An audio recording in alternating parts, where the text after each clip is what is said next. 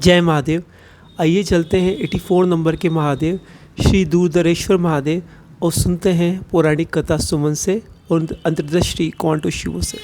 अखंड पुराण में महादेव माँ पार्वती से कहते हैं, हे पार्वती, अब जरा व्याधि जन्म मृत्यु विनाशक अशेष पाप नाशन उत्तरेश्वर महात्म्य सुनो।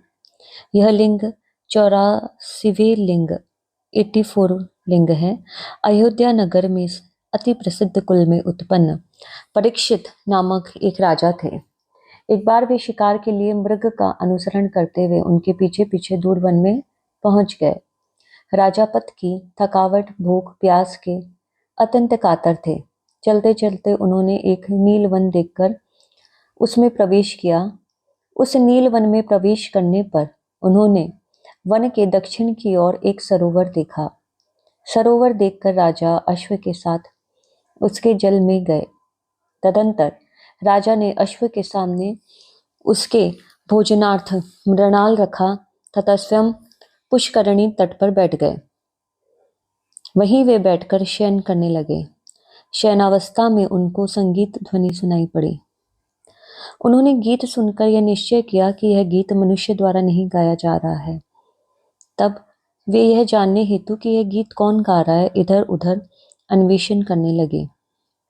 तभी वहीं उन्होंने एक कामिनी को पुष्प चयन करते देखा तथा उसके पास उपस्थित हो गए। उन्होंने कन्या से यह जिज्ञासा किया कि तुम किसकी कन्या हो? यहाँ तुम पुष्प चयन कर रही हो। तुमको परम दर्शनीय आकृति वाली देख रहा हूँ। इस जिज्ञासा से उपरांत वह कन्या राजा के समीप आकर कहने लगी कि मैं कन्या हूँ। तब कन्या ने कहा, आप प्रतिज्ञा करके ही मुझे प्राप्त कर सकते हैं, अन्यथा नहीं पा सकते। तब राजा ने कन्या से कहा, तुम्हारी प्रतिज्ञा क्या है, कहो।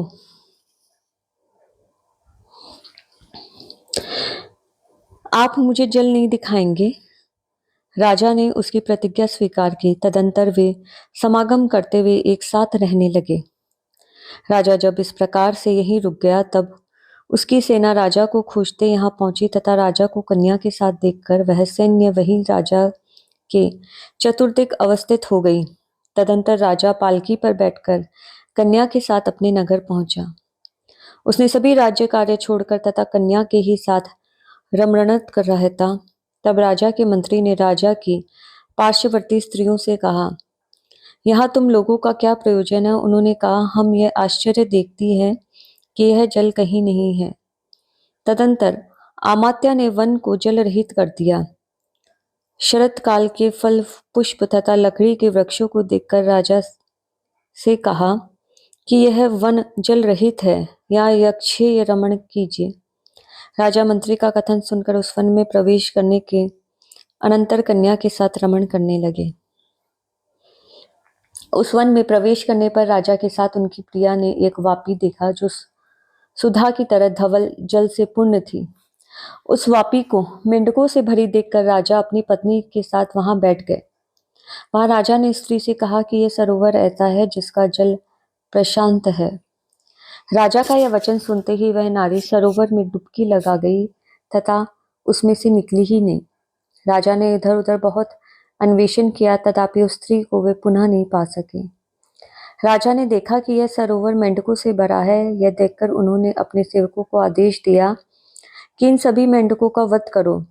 जो मेरी अनुकूलता चाहता है वह इन मेंढकों को मारकर मुझे उपहार देकर मुझे सम्मानित करे। राजा के आदेश से जब मेंढकों का वध किया जा रहा था तब एक महान मेंढक आकर क्रोधित स्वर में राजा से कहने लगा, हे राजन, दया करके निरपराध मेंढकों का वध न करे।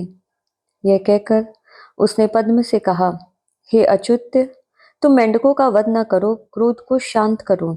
देखो, महाधर्म ज्ञानी लोगों की प्रतीक्षा करता है। राजा ने जब यह वाक्य श्रवण किया तब राजा ने इष्ट जन के वियोग से शोकातुर उस मेंढक से कहा, हे दुर्धर, मैं बिना कारण इनका वध नहीं कर रहा हूँ। इन्होंने मेरी स्त्री का भक्षण किया है, तभी ये मेरे लिए वध्य है। तुम इस विषय में मुझको न रोको। उस महादर्दुर ने राजा का कथन सुना। तब वह दुखी होकर कहने लगा, हे राजन, मैं आयु नामक राजा हूँ। तुम मुझ पर प्रसन्न हो जाओ। तुम्हारी स्त्री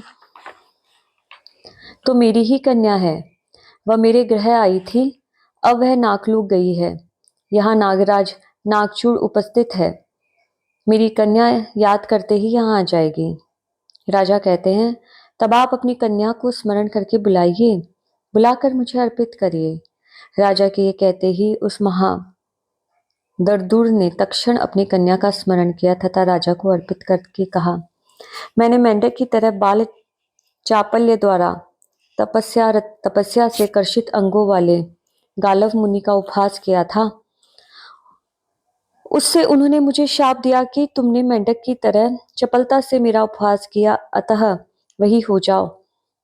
तदंतर मैंने उनको प्रसन्न किया। तब महामुनि ने कहा, मेरा श्राप अन्यथा नहीं होगा, अतः जब तुम जन्मांतर में मेंढक के रूप में जन्म लेकर इक्ष्वाकु कुलोत्पन्न सर्वगुण गुणवित राजा को अपनी कन्या प्रदान करके महाकाल वन जाकर वहां उत्तर की ओर स्थित लिंग का दर्शन करोगे, तब शाप का अंत होगा। इस समय तुम्हारी कन्या कुछ काल पाताल में रहकर स्मरण मात्र से आ जाएगी।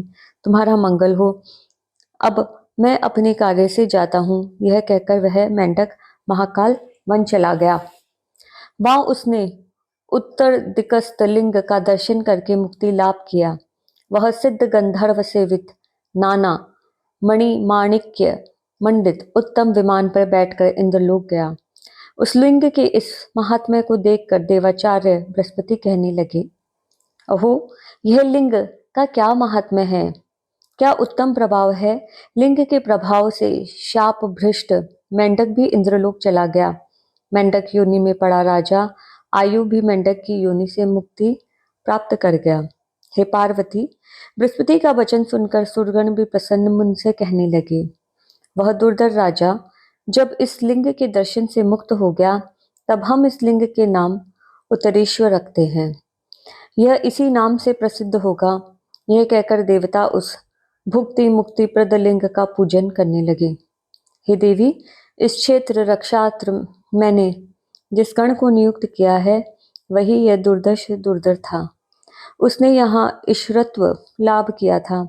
जो मानव उत्तर दिग्भाग में जाकर उत्तरेश्वर का दर्शन करेगा, वह समस्त ऐश्वर्यवान होकर स्वर्ग लाभ करेगा। इस लिंग का दर्शन करने वाला व्यक्ति दांत रूपवान पुत्रवान निरोग तथा पुण्यात्मा हो जाता है। वह उस ऐश्वर्य का लाभ करता है जो इंद्र कुबेर यम तथा वरुण के पास है। वह 7 जन्मों तक ऐश्वर्यवान तथा निरोग रहता है।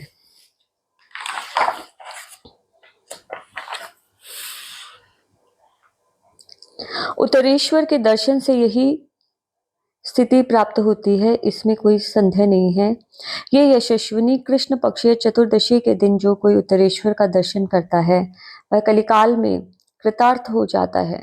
मनुष्य को दान तप यज्ञादि का कोई प्रयोजन नहीं है, क्योंकि उत्तरेश्वर के दर्शन से ही राज्य स्वर्ग मोक्ष की प्राप्ति होती है। वह आजन्म किए गए स्वल्प किंवा अधिक सभी पापों से मुक्त हो जाता है। हे देवी, मैंने तुमसे 84 लिंगों का महात्म्य कहा है। यही तुमने महाकाल वन में मुझसे पूछा था। जो कोई अनुलोम प्रतिलोम क्रमेण इन लिंगों का यात्रा विधान तथा पूजन करते हैं, वे परम पद प्राप्त करते हैं। उनके पितृ तथा मातृकुल का भी उद्धार हो जाता है। हे देवी, मैंने तुमसे 84 लिंगों का महात्म्य कह दिया।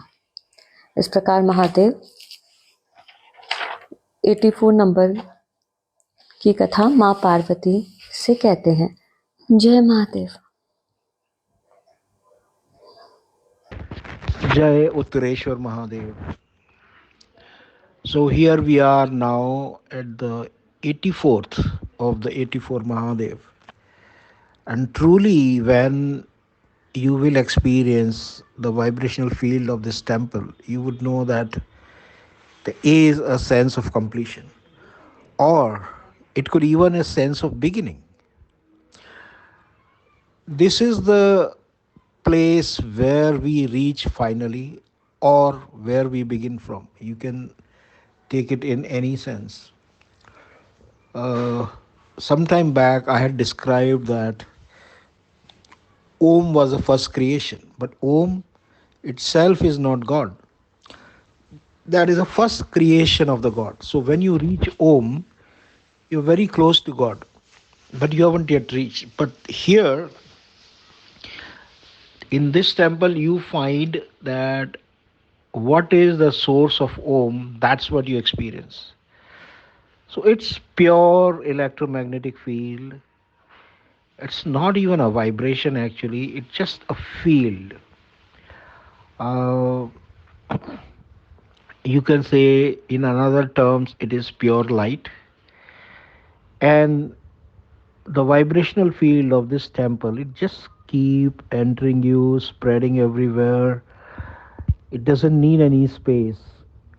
Other vibrational field, they do need a bit of extremely small space to enter, but no, not this vibrational field. And in this vibrational field, whatever you could not see, that's what you begin to see. So if you were not able to see some emotion, you will begin to see that. You were not able to feel some of the body parts inside, you will begin to feel that. So it brings up a lot of that was unknown for you. And truly, this is the alchemy. Uh, this is where all you have experienced in all 84 Mahadev, that has come together. uh, I would say I can't figure out what offering to be made. I would say just be present to the field. You will begin to experience the space. In fact, this here you have a deep experience of space. Uh, the space you experience here, you would know that how all around you, what is the potency of the space you feel around you, what kind of a field it is, in what way it can be experienced. So after you have gone through this experience, your grounding in space will become deeper or stronger. Thank you very much. जैसे आपने दूरदरेश्वर महादेव की उस कथा सुनी और अंतर्दृष्टि सुनी, सो दूरदरेश्वर महादेव आखिरी 84 नंबर के महादेव हैं 84 में से, और ये एक अंत है और एक शुरुआत है जहाँ पर आके ऐसा लगता है कि अब महादेव को जाना नहीं जा सकता, और ये वापस 1 नंबर से शुरुआत है।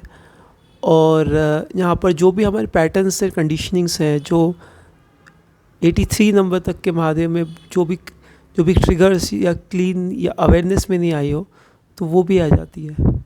तो आइए चलते हैं, ध्यान करते हैं दूरदरेश्वर महादेव के।